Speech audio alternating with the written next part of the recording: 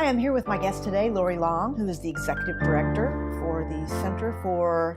Individuals with physical challenges. Okay. Yeah. That's actually used to be a longer title. Is that true? It did. Okay. We've gone through a couple name changes. Probably the longest one was the Tulsa Recreation Center for the Physically Limited. Okay. That's a mouthful. See, that's what I thought I was going to say today, but then it dawned on me, no, it's changed. It has. And just call us the center. The center. Yeah. I love that. And I love what you do, by the Thank way. you. So you have this big, important job that affects a lot of people. It does. And you have, how long, so first of all, how long have you been there?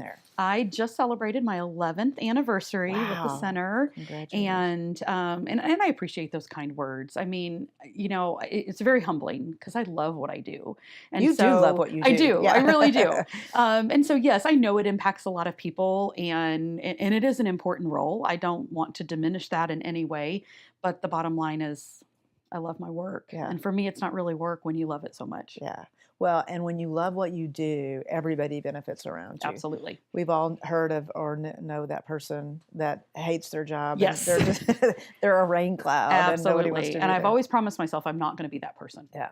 Well, how could you, when you think about the positive effect you have, not only on just a small group of people, an entire community, Yes, though. absolutely. Right? Yeah. So, and you've had some exciting news about a new facility. Yes, we do. So let's talk about that. Yeah, absolutely. So we have been in a very big growth phase for about the past 5 years. We've owned the corner lot at, so it'd be the northeast corner lot of 11th and Utica. Okay. We've owned that land for about 15 years. Native Tulsans may remember it as the old pancake place. Sure. And so we've owned that land, and we've just kind of sat on it. You know, what's the next phase of the center? What's the growth opportunities? We were not obviously in a hurry to make any quick decisions. And so about 5 years ago, we had a conversation with some of our donors about wanting to just kind of spruce up that corner lot. Maybe put some grass and a sign and some nice fencing. Okay. Make it look and feel a little bit more like our organization. And had some conversations with donors, and they said, you know, it's time to dream bigger. What is that next phase of the center? And I said, oh, well, you're talking to the right person because I love to dream and I like to dream big. And so it's actually that coined phrase that we named our campaign. It's called the Dream Big Capital Campaign. So we started out with some focus groups. We met with constituents, volunteers, community partners, and we talked about what are those opportunities for the center? What kind of needs can we meet? And 2 themes rose out of the focus groups, which are just super exciting, but they're also kind of polar opposites. Okay. One is the opportunity to grow our adaptive sports program. So I know you as an athlete, this is so cool. So about 6 years ago, we became a U.S. Paralympic Sport Club, which is a designation from the Olympic Committee to offer adaptive Paralympic sports. That's great. And so we are currently offering 15 different sports with our newest one, wheelchair softball. Really? Yes. Oh, of course I'm all in on that. So cool. And there's nobody else in northeastern Oklahoma and really the 4 quadrants of the state. So up into Kansas, Missouri, Arkansas. Okay. So our little quadrant area providing adaptive sports. That's awesome. So we have a true opportunity to really put Tulsa on the map and bring in a regional aspect and a regional following.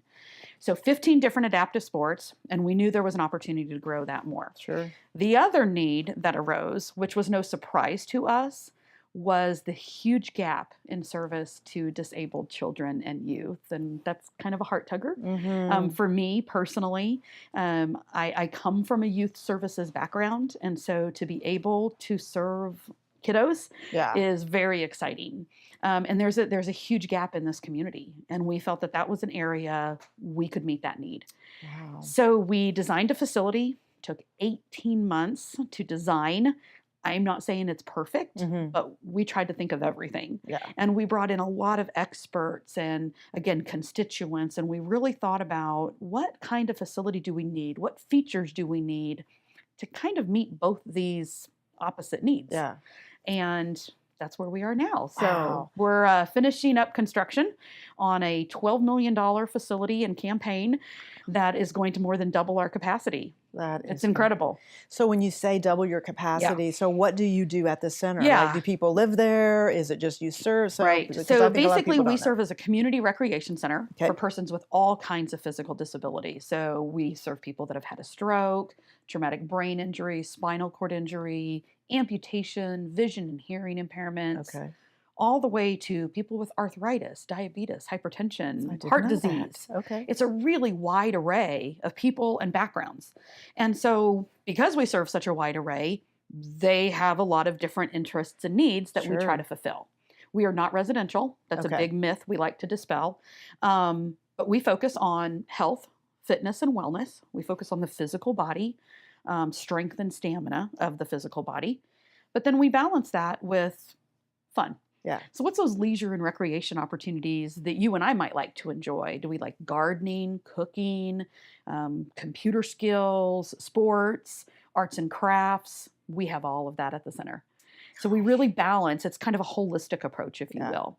And so, we offer classes, 85 different classes on campus as well as out in the community. That's And so, when mind-boggling. we say double capacity, number one, there's an aspect of just plain square footage. Sure. We're Sure. going from 35,000 square feet to 71,000 square feet, literally doubling. Wow.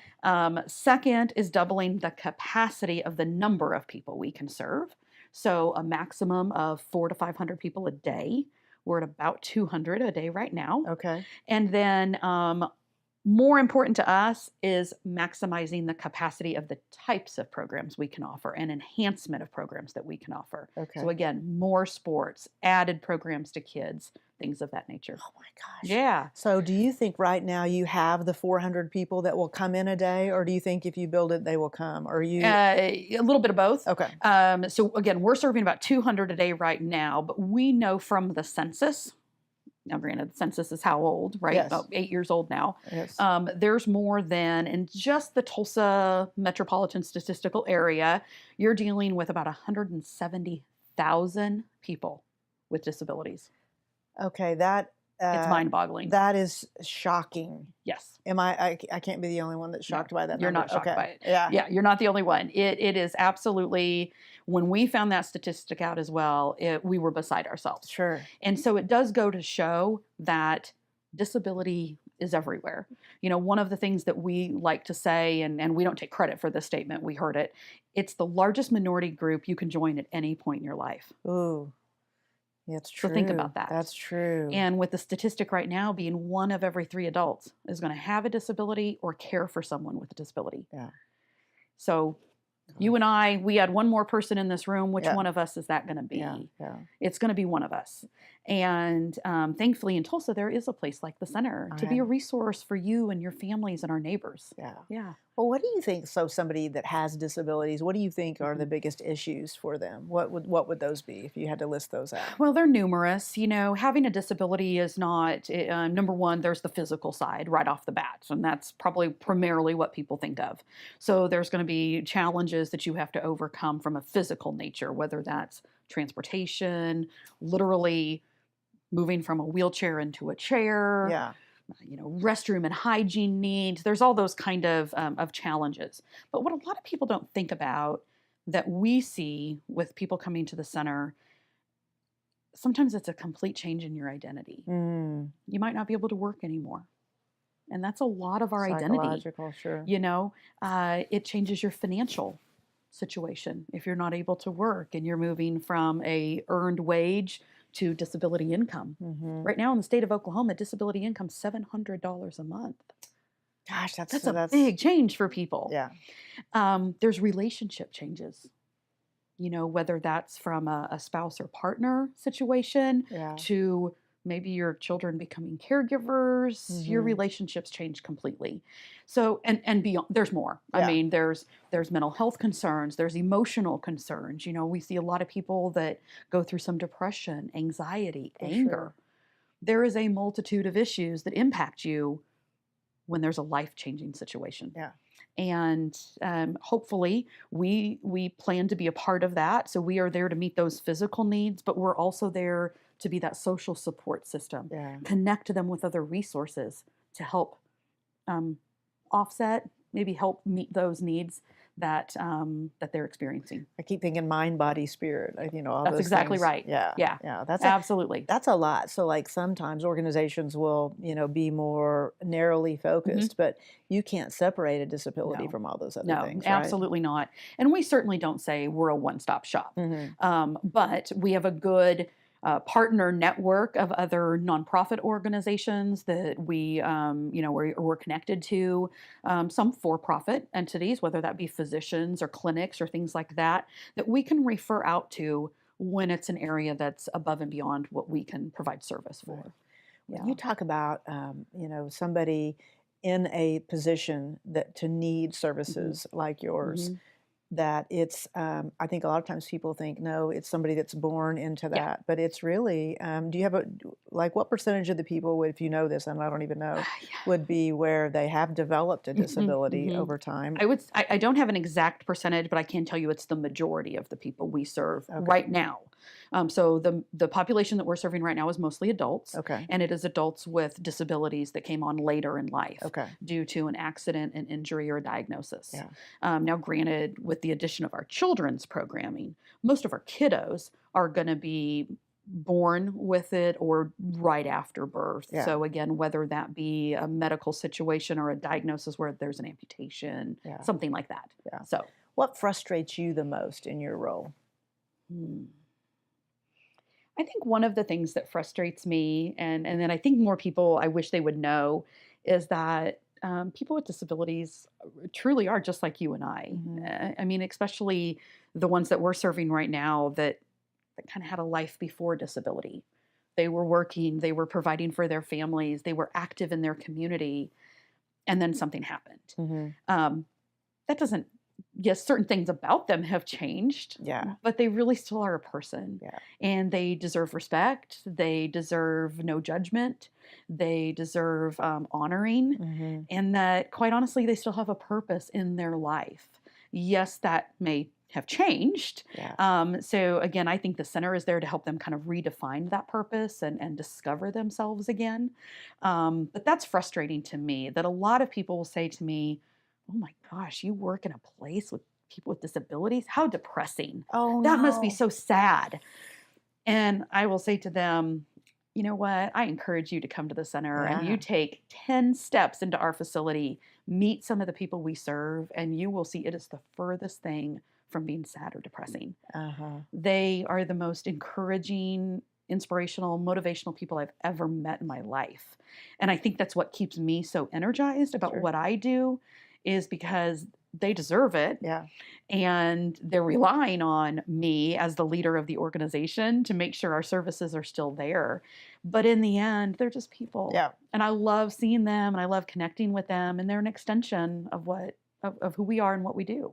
Well, I think they're lucky to have you as Thank their you. leader because that piece, just even looking at that as Yeah. this is the most inspiring place to be, Yes, absolutely. having that intention as a Mhm, leader mhm. changes everything. Yeah. Right. I remember when I was hired in my position, one of the things that the search committee told me that they were looking for in their next leader was somebody who could balance head with heart. Mm, And that still rings true to me so much to this day, because yes, there is the head side of running a business. sure. I have human resource issues, we have infrastructure, we have financial. There's the legal side of things. There's that business part of my job, Sure. but there's the heart side too. Yeah. And I never want to lose sight of that. And I've always said, if I lose sight of that, then I'm not the right person for the job Mm, because we work with people yeah. and it's never black and white. There's a lot of gray when Yeah. you're dealing with people. Yeah. And one of the things I love is that I am literally 10 steps from our mission. I can walk 10 steps out of my office and I am in the heart of Sure. our mission. Sure. And it can be the worst of days. But all I have to do is go out there and my day changes. I had dinner with someone last night, and we were talking about in her role, she is a sweeper, and you've Mhm. heard the sport curling, Yeah, we used to right? do curling. Yeah, Yeah, that's an that's one of adaptive your. sport. I love it. I love it. But she was saying, like a great executive director, you're a sweeper, right? You're trying to Absolutely. clear all the obstacles Yes, that's so right. people can go That's thrive. exactly right. I love Yeah. the visual of that. Absolutely, and that's one of the things I say too is, to clear all the obstacles. I talk a lot about my team, from our staff to our volunteers to my board. I have an amazing team. My professional staff, I think, are the best in the field. I Nice. think they're one of the best in Tulsa. Yeah. I'm so proud to work alongside them, and I often say that I surround myself with good people. Yeah. I am certainly not the know-it-all of everything that there can be, but I bring in professionals that do have that expertise, that do have that background to complement my areas that I'm not as strong in. Well, I'm So, going to tell you that's a skill because you're being very modest here. I'm going to say this. I think there's a lot of people that don't get leadership mm, right in the sense that they feel like they have to, know everything and yeah, do everything, and that to be a great leader, you just have to do more. right. But the truth is, to be a great leader, you have to do more through great people. Absolutely right. I agree And you've nailed completely. that. So well Thank done, you. friend. Thank you. That's on you. Thank you. I So. appreciate that. Of course, of Yeah. course. What do you think is the hardest thing about being a leader? Like, there's a lot of people that take on this nonprofit hmm world, hmm they become an executive director. What would be your advice to that person that would it be Mm. that surround yourself with great I people? think that's definitely a piece of it. I also think, not to take anything personally. Mm, Especially in the nonprofit world. So there's an aspect that scares a lot of people, which is the F word, yeah, fundraising. yeah. That I scares knew what you people. meant. So, Yeah, and I'm a fundraiser by trade. That was my training, and that's how I got my start in nonprofit. It's not personal. When yeah, I'm sitting with a potential donor, and some people say to me, "How can you sit across from somebody and ask for, hundreds of thousands, million of dollars?" yeah. And number one, you have to be passionate about what you're asking for. You Sure. have to believe in it. But it's not personal against me. Yeah, So when am talking to somebody and I'm sharing the impact of the center, the importance of why we're here, and they say no, that could mean no, not right now. yeah. Could be no, not for that purpose or reason that you asked for, or no, not that amount. Yeah, that's So true. it's kind of rethinking it, Yeah, and that's okay. That's not against me personally. That has to do with, okay, I have to recraft my message, my ask, whatever that looks like. So it's not personal. Be passionate, surround yourself with good people. And, I also think that having those difficult conversations, and I yeah, guess that's probably in any industry, but certainly in nonprofit, there's going to be difficult conversations. Whether that be again from a staffing situation to donor conversations. One of the biggest trends I'm seeing right now in nonprofit world is increased accountability and transparency. mm, Unfortunately, there's nonprofits out there that give us good ones bad names. sure. And so we have to be accountable to those that are investing in our organization. And sometimes that's telling them we didn't meet a goal Hmm. or we had this challenge in front of us. But my own experience has been the more honest, open, transparent you are, the more respect they're going to give you For and they're sure. going to appreciate that Yeah, because it's not all roses yeah, all the time. yeah. And we need to be honest about that. And it's okay to be honest. It's interesting. You can draw a straight line from somebody telling you bad news Mhm. that they trust you more than when you're always delivering good news, Absolutely. right? Like, That's exactly right. We started a few years ago. We have a wonderful group. We've been around for 61 years. I didn't know that. And yeah, long time history in this community. And so we have a really great network of past presidents Okay. that have served our organization at the board level. And we put together a group called a Past Presidents Partnership, a P3. And one of the things, we meet a few times a year and we give them updates on what we're doing. That's a And great idea. started out the first couple times that it was all that good stuff. Yeah. It was, feel good and everything's going wonderful. And one of my past presidents said to me, Lori, what's your biggest challenge right now? Of all people, we are the group you should share that with. Nice. And that completely changed my mindset going forward, because that's absolutely right. These are the people that gave a year or two of their volunteer life to this organization. They are still donors. They are still committed. Of all people, they want to know the good, the bad, and the ugly. Yep. And they are my resource. They are my advisors. They're there to help us. Nice. And so I had to then think, though, my next meeting's not going to be all doom and gloom. Yeah. It's like, okay, how do I balance that? Yeah. And it's not that I need them to fix everything for me, but hey, here's a challenge we're facing. Do any of you have ideas, resources, maybe see it a different perspective than I do? Yeah. And that's okay. That's a good thing to have different viewpoints. That's a strategy, though, right? Like when you start to leverage those, we call it a personal board of directors, right? So you had a board of directors. A literal board of directors. Within that, a personal board of directors to say, who can I be vulnerable to? Absolutely Who can I? If you don't create that network, I think you compromise the effectiveness in your role, right? Because you're not... You have to be vulnerable. You have to ask, people, hey, look, this is what's really keeping me up at night. Yeah, and it's kind of back to that same thought is, I don't know everything. I'm not an expert in every area. And honestly, my way's not always the right way. Yeah. And to think outside the box, again, to get those fresh perspectives coming in. And then it's my job to make the final decisions. Yeah. But I get that input. I was just in a meeting, and the guy, somebody said, I strive for alignment, not consensus. And it won't leave my mind now. Yeah, that's so true. Because if you just are always trying to get consensus, you cannot lead an organization and you won't get anything done. Yeah. Yeah, because not everybody is going to agree exactly the right way. That's absolutely true. I mean, as we've gone through, especially in our facility expansion and looking at new staffing opportunities, new programs, how's that going to look and feel? I have a staff of 17 people. Yeah. We're all going to have different ideas. Yeah. I get input. And then, okay, what's the best decision for the center? Nice. It's not for me. Yep. It's not for you as a program director. It's not for that particular individual we serve, but for the good of the whole. Yep. And I'm not always the most popular person with everyone, and I know that. But I have the justification behind it. And you're right. It's about aligning people. Yeah. Absolutely true. We did a Women's in Leadership, and you were there. Yes. And you got up and blew our minds when you did your rap. You're an amazing rap artist. I didn't think you were going to bring that up.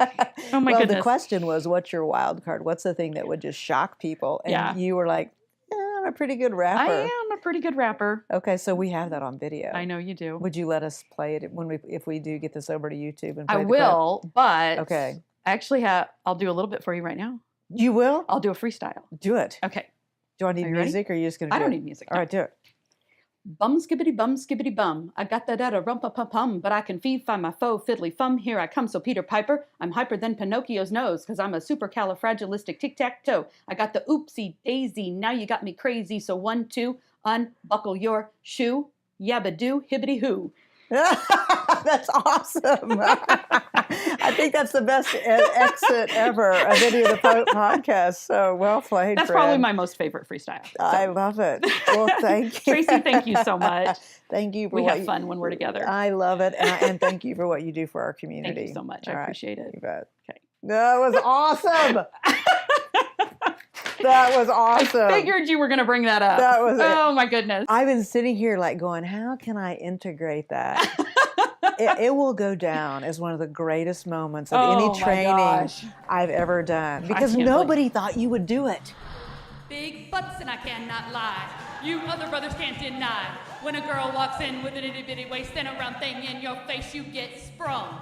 Gotta pull up top because you notice that butt is stuck. Look the G she's wearing. I'm hooked and I can't stop swearing. Oh, baby, I want to get with you and take your picture. My homeboys tried to warn me, but that butt you got making me so, ooh, rough or smooth skin. You say you got to get in your bands? Well, use me, because you ain't that average groupie. I see you're romancing. To hell with romancing. She's wet, got it going like a turbo vet. I'm tired of magazines saying what's the thing? Gotta catch up fast. So my husband's number one, so embarrassed that I did that. He's like, I cannot believe you even broke out with that. Because he's obviously heard it before. But I was telling, I learned to rap back in college years and years and years ago. And I grew up in Omaha, Nebraska, not necessarily like Rap City or anything. And I went to school in Wayne, Nebraska, an even smaller area. We had football team that recruited from all over the country. Okay. And we had a lot of guys that were recruited from California, and they would just freestyle and rap. And I would just sit there listening. I was in the band. So, I mean, I was kind of a band geek, but I like music and I like rhythm and things like that. So, I would just listen, and I kind of picked up on it.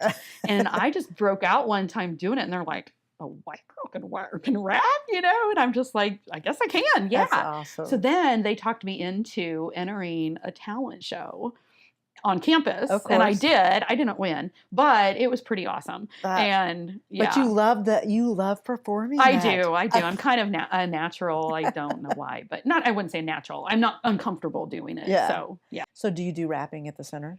Not very much. Again, my staff are going to die if they see that. Really? Yes. They've never seen that? No, they'll be like, oh my God, Lori, no, how really? can they they've heard I've done it and things, but